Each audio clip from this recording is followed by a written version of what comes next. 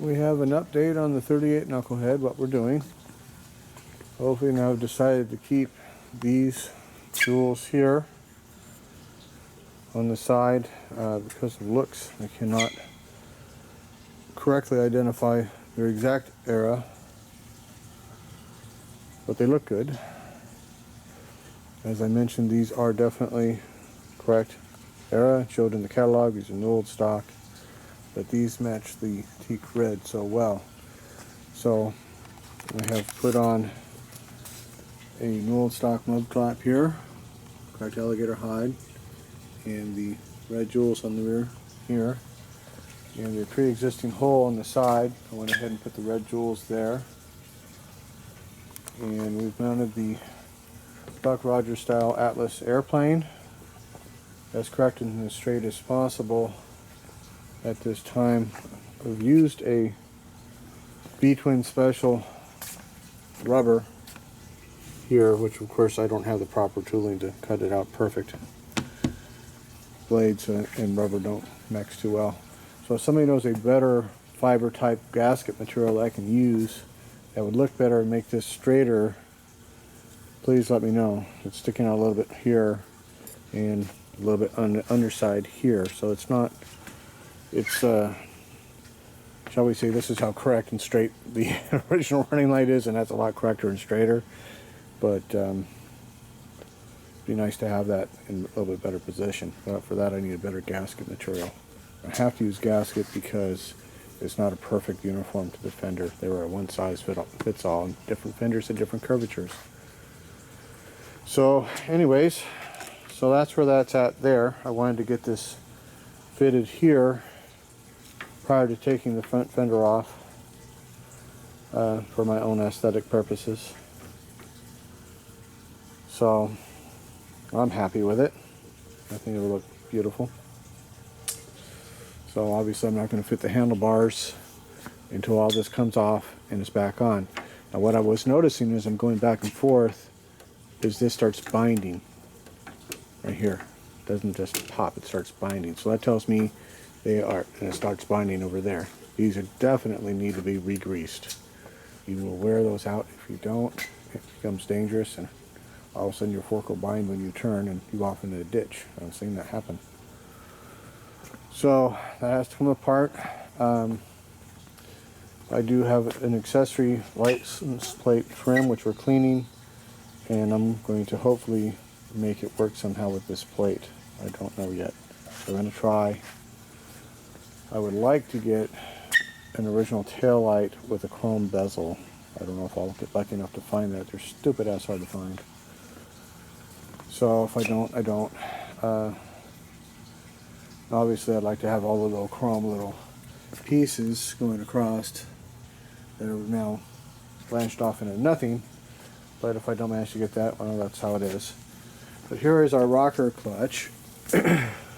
Here, as you can see the chrome where it was, and here's the other side once I got the black off, and it has very slim vestiges of chrome left, mostly metal. So I got to find one of these. And our cover, I've got a better one coming, which is correct in old chrome, which I just bought today actually. But this is the cover here, and we have Gibbs on it, freshly from being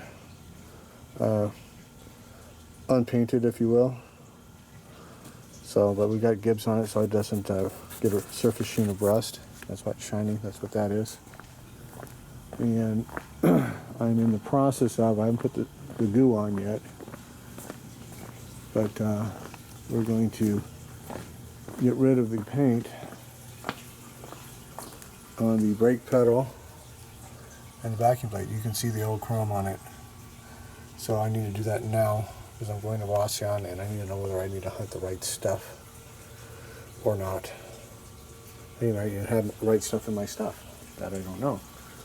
So here is our rocker clutch rear piece, and you can tell this was the original black paint.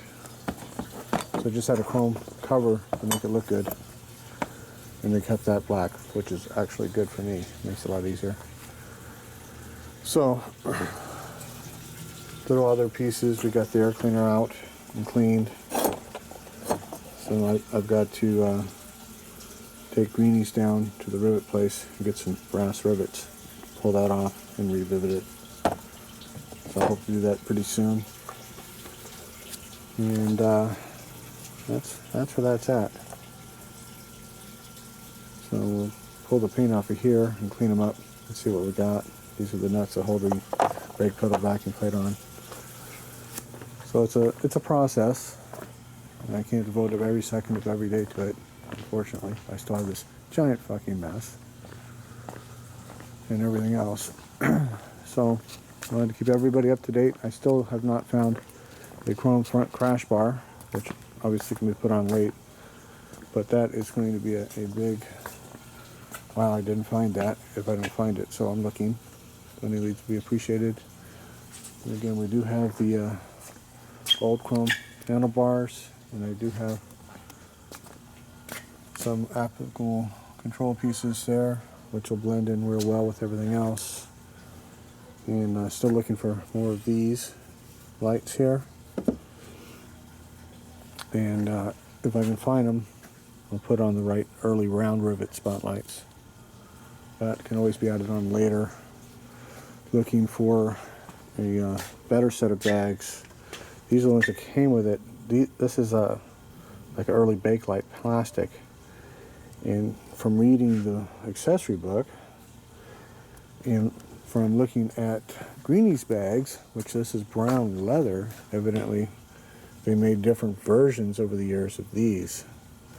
So my assumption at this point is that those bags there are probably a post-war with, they replaced the leather with the white plastic. I know immediately post-war the ponchos had white plastic in it. So according to the book, it was white leather originally. So again, this was our seat that came off of it. So I'm trying to bling it, and this is just a solo seat as opposed to a bling bike seat. We're going to hopefully put a better seat on. I've got a better one coming. That's a buddy seat, but we're working on others. It would trying to go with what they would have ordered it with. Obviously, it was blinged up in 39. In 39, they did not yet have the fringy seat. So we don't want to go with a 40 to 42 style. We want to go with 38, 39 style. So that's that. I'm just going ahead and do this bike right. So I got to pull the top motor mount off here real soon and get rid of all that black paint on that, because that was obviously chrome. And I mean, now's the time to do it. I'll probably pull the air cleaner and manifold off and have my nickeled ones rebuilt and stick them on there. So front end first, get through all of that, and then I'll dig into that motor and transmission. My buddy Mike Terry gave me a clutch tool, and I put it specifically somewhere so I know where it's at, which means I don't know where it's at. So I gotta deal with that and find this stupid ass clutch tool. So I want to get this off and get it cleaned. And when I get it cleaned and reassembled, we'll make the decision whether I actually need to go ahead and pull this rear fender and oil tank off to clean it properly. So I might really need to do that, because obviously this has not been waxed ever, and I don't want to lose any more of this paint. So I want to polish it out, but being very careful not to polish it too much. This was the test polish here, and you still tell it's old and crusty, but it's shinier, and I can wax it when it's rubbed out like that. So I'm probably going to start doing that here in a little bit with the rear fender, and at least do the whole rear fender flap here in this section and see what we think. I got to pull the plate back off to do that. So that's where we're at, guys. Just keeping everybody up to date, and I will see you all in the next video. Oh, I do need some of these in chrome, top and bottom piece.